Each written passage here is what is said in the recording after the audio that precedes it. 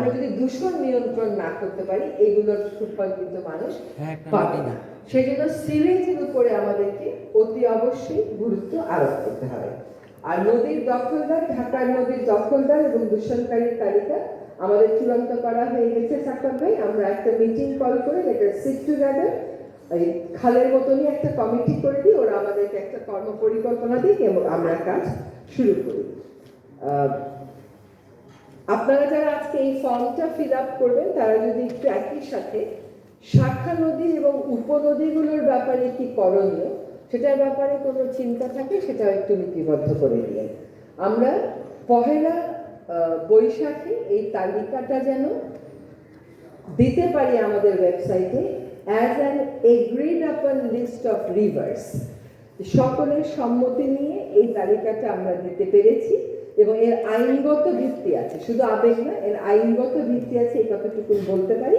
চলেন আমরা একসাথে মিলে সেই কাজটা করি। আমি আশা করি যে আমরা দুজন চলে গেলেও আপনারা যে গ্রুপ ওয়ার্কটা আছে সেখানে পার্টিসিপেট করবেন। আপনাদের লিখিত মতামতগুলো আমরা নেব এবং ওই যে বললাম 224টা আর 18টা এটার তালিকাও আমরা ডিসি মহোদয়দেরকে এই সপ্তাহের মধ্যেই পাঠিয়ে দিব। তারা ভেরিফাই করে আমাদেরকে বলবেন যে আসলে কেন তারা তাদের তালিকায় এগুলো দেননি, এগুলো আসলে সিএস বা আরএস এ আছে কিনা। ওনারা কনফার্ম করা মাত্রই আমরা ইনক্লুড করে নেব, বা এমনও হতে পারে যে এটা আমাদের তালিকায় আছে কিন্তু ভিন্ন নামে এটা চলে এসছে। তো সেটা আমরা ক্ল্যারিফাই করবো। আপনাদের সবাইকে আপনাদের এই আগ্রহের জন্য অনেক ধন্যবাদ।